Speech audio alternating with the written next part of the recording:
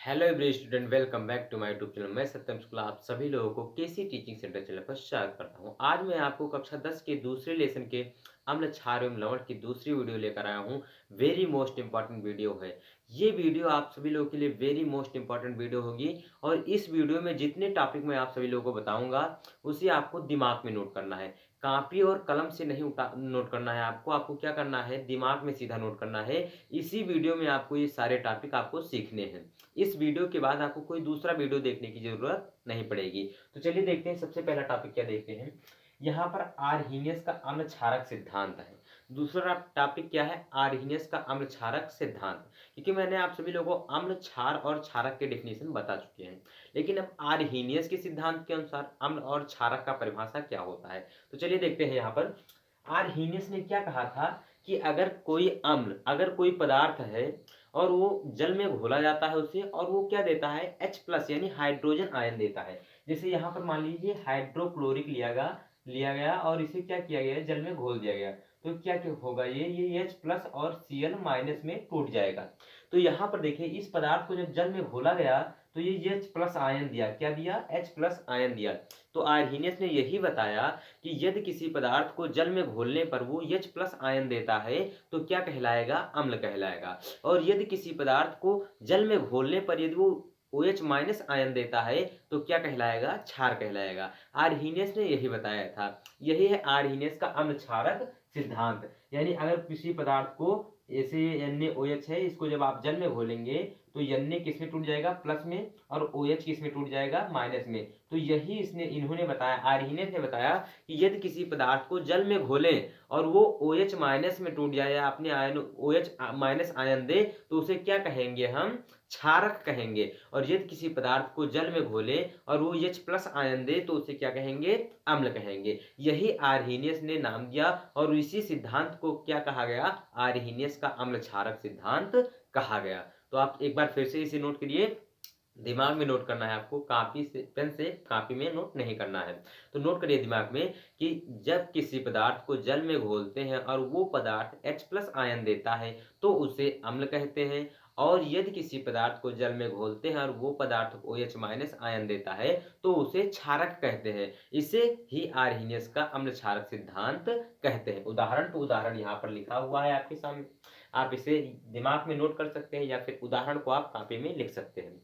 अब उसके बाद दोबारा दूसरा टॉपिक आता है, अम्ल के प्रकार। क्या आता है, अम्ल के प्रकार। तो आपको यहाँ पर चार्ट दिख रहा है, अम्ल के कितने प्रकार होते हैं। मैं एक बार आपको सबका डेफिनेशन बता देता हूँ। यहाँ पर देखिए, अम्ल के प्रकार, पहला क्या है, स्रोतों के आधार पर। तो स्रोतों के आधार पर आपको दिख रहा है अम्ल कितने प्रकार के होते हैं, दो प्रकार के। पहला होता है कार्बनिक अम्ल, दूसरा होता है अकार्बनिक अम्ल। अकार्बनिक अम्ल को एक दूसरा नाम देते हैं खनिज अम्ल। क्या देते हैं, खनिज अम्ल। अकार्बनिक अम्ल को दूसरा नाम देते हैं खनिज अम्ल। सबसे पहले आपको कार्बनिक अम्ल देखना है। तो कार्बनिक अम्ल किसे कहते हैं, तो वे अम्ल जो जीव जंतु अथवा पेड़ पौधों से पाए जाते हैं। क्या है परिभाषा, दिमाग में आप नोट करिए, क्योंकि इसी वीडियो में आपको ये सारे टॉपिक याद हो जाने चाहिए। क्योंकि मैं आपको अगले वीडियो में मिलूंगा तो आपसे क्वेश्चन भी करूंगा कि अकार्बनिक अम्ल किसे कहते हैं, कार्बनिक अम्ल किसे कहते हैं, या आर्हीनियस का अम्ल क्षारक सिद्धांत क्या है। तो आपको इसी वीडियो में सारे टॉपिक याद हो जाने चाहिए। तो सबसे पहले कार्बनिक अम्ल क्या होता है, तो कार्बनिक अम्ल उसे कहते हैं कि वे अम्ल जो जीव जंतु अथवा पेड़ पौधों से पाए जाते हैं कार्बनिक अम्ल कहलाते हैं। उदाहरण तो उदाहरण में आपका हो जाएगा CH3COO माइनस, CH3COO क्या हो जाएगा, माइनस हो जाएगा। उसके बाद आता है अकार्बनिक अम्ल या खनिज अम्ल।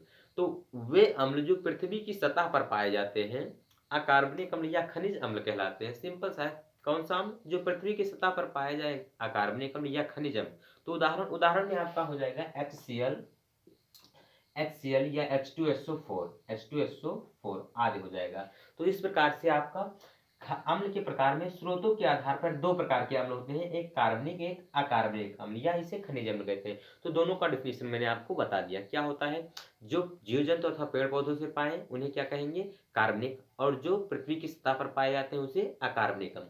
अब उसके बाद फिर आता है आपका यहाँ पर प्रबलता के आधार पर अम्ल। तो प्रबलता के आधार पर अम्ल दो प्रकार के होते हैं, पहला होता है प्रबल अम्ल, दूसरा होता है दुर्बल अम्ल। प्रबल अम्ल और दुर्बल अम्ल कुछ नहीं करना है इसमें। जो अम्ल जल में पूर्णतः आयनित हो जाता है, यानी पूर्ण रूप से आयनित हो जाते हैं, उन्हें क्या कहते हैं? प्रबल अम्ल। जैसे एग्जाम्पल यहाँ पर आप देखिए, HCl को लिया गया, इसको जब जल में घोला गया तो ये पूर्णतः क्या हो गया? आयनित हो गया। तो ये क्या हो जाएगा? प्रबल अम्ल हो जाएगा। यानी प्रबल अम्ल का उदाहरण तो HCl, H2SO4, HBr आदि हो जाएगा। ठीक बेटा? तो वे अम्ल जो जल में पूर्णतः आयनित हो जाते हैं, प्रबल अम्ल कहलाते हैं। ठीक इसका उल्टा कि वे अम्ल जो जल में आंशिक रूप से आयनित, आंशिक मतलब थोड़ा-थोड़ा आयनित होते हैं, उन्हें क्या कहते हैं? दुर्बल अम्ल कहते हैं। यानी वे अम्ल जो जल में आंशिक रूप से आयनित होते हैं, दुर्बल अम्ल, और वे अम्ल जो जल में पूर्णतः आयनित हो जाते हैं, प्रबल अम्ल कहलाते हैं। यानी प्रबलता के आधार पर आपके अम्ल 2 प्रकार थे, प्रबल अम्ल, दुर्बल अम्ल। दोनों का डेफिनिशन मैंने आप सभी लोगों को बता दिया है। अब इसे आप याद करिए, मैं आप सभी लोगों को अगले वीडियो में इसका डेफिनिशन पूछ सकता हूँ आपसे, तो आपको कमेंट बॉक्स में उत्तर देना होगा। अब यहाँ पर देखिए सांद्रता के आधार पर, उसके बाद क्या आता है? सांद्रता के आधार। सांद्रता के आधार पर भी अम्ल 2 प्रकार के होते हैं। पहला क्या होता है? सांद्र अम्ल, दूसरा क्या होता है? तनु अम्ल। तो सांद्र अम्ल यानी कॉन्सन्ट्रेट एसिड, सांद्र अम्ल यानी कॉन्सन्ट्रेट एसिड। सांद्र मतलब सा से सांद्र और सा से सूखा। सूखा यानी सूखा कब होगा? जब उसमें जल की मात्रा कम होगी। तो जैसे आपको सांद्र अम्ल पूछा जाए तो आप क्या बताइए कि वे अम्ल जिसमें जल की मात्रा कम होती है उसे सांद्र अम्ल कहते हैं, और वे अम्ल जिनमें जल की मात्रा अधिक होती है उसे तनु अम्ल कहते हैं। यानी तनु अम्ल में इसमें क्या होगा? जल की मात्रा अधिक होगी। जल की मात्रा क्या होगी? जल की मात्रा अधिक होगी, और इसमें क्या होगा? जल की मात्रा कम होगी। तो इस प्रकार से आपका अम्ल के प्रकार हो गया। अब आता है आपका क्षारों का प्रकार, क्षार के प्रकार। क्या आता है? क्षार के प्रकार। यहाँ पर आप हेडिंग करिए, क्षार के प्रकार। क्षार के प्रकार में आपको ये नहीं पढ़ना है, स्रोतों के आधार पर आपको नहीं पढ़ना है। क्या पढ़ना है आपको? प्रबलता के आधार पर, और उसके बाद फिर क्या है? सांद्रता के आधार पर। तो प्रबलता के आधार पर जो क्षार होते हैं वो 2 प्रकार के होते हैं। एक होते हैं प्रबल क्षार, दूसरा क्या होता है? दुर्बल क्षार। इसी प्रकार सांद्र क्षार और क्या होता है? तनु क्षार। सांद्र क्षार और क्या होता है? तनु क्षार। ठीक इसी प्रकार डेफिनेशन है, कोई चेंज नहीं। जैसे यहाँ पर प्रबलता के आधार पर क्या था? प्रबल अम्ल, कि जो अम्ल जल में पूर्णतः आयनित होते हैं, प्रबल अम्ल। उसी प्रकार यहाँ पर भी है कि वे क्षार जो जल में पूर्णतः आयनित हो जाते हैं, प्रबल क्षार कहलाते हैं, और वे क्षार जो जल में आंशिक रूप से आयनित होते हैं, दुर्बल क्षार कहलाते हैं। प्रबल क्षार में आपका आ जाता है KOH और NaOH, और उसके बाद यहाँ पर दुर्बल क्षार में CaOH का होल ट्वाइस इत्यादि आ जाता है। उसके बाद आता है आपका सांद्र क्षार। सांद्र क्षार क्या हो जाएगा? जैसे सांद्र अम्ल का परिभाषा, यानी वे क्षार जिसमें जल की मात्रा कम होती है, सांद्र क्षार कहलाता है, और वे क्षार जिसमें जल की मात्रा अधिक होती है, तनु क्षार कहलाता है। तो इन सबकी डिफिनीशन आपको याद हो जानी चाहिए। यहाँ पर देखिए सेम तो डिफिनीशन है, इसमें भी क्या है? केवल क्षार और अम्ल दो शब्द है। अम्ल वाले में क्या करना है? क्षार को रख देना है, तो क्या हो जाएगा? सांद्र क्षार। और क्षार वाले में क्या रखना है? अम्ल को रख देना है, तो क्या हो जाएगा? सांद्र अम्ल। यानी केवल क्षार और अम्ल शब्द केवल बदलना है और आपको परिभाषा याद हो जाएगी। तो सांद्र क्षार किसे कहते हैं? वे क्षार जिसमें जल की मात्रा कम होती है, सांद्र क्षार। वे क्षार जिसमें जल की मात्रा अधिक होती है, तनु क्षार। ठीक बेटा? तो इस प्रकार से आपका अम्लों के प्रकार, क्षारों के प्रकार, और आर्हेनियस का अम्ल क्षारक सिद्धांत टॉपिक आपका इस वीडियो में क्लियर हो गया है। आशा करता हूँ कि आप सभी लोगों को ये सारे टॉपिक याद हो जाएंगे, और मैं आप सभी लोगों को जब अगले वीडियो में मिलूंगा, कोई भी यदि क्वेश्चन, कोई भी यदि टॉपिक पूछता हूँ, तो आप सभी लोग कमेंट बॉक्स में उत्तर जरूर देंगे। मिलते हैं अगले वीडियो में, तब तक के लिए धन्यवाद।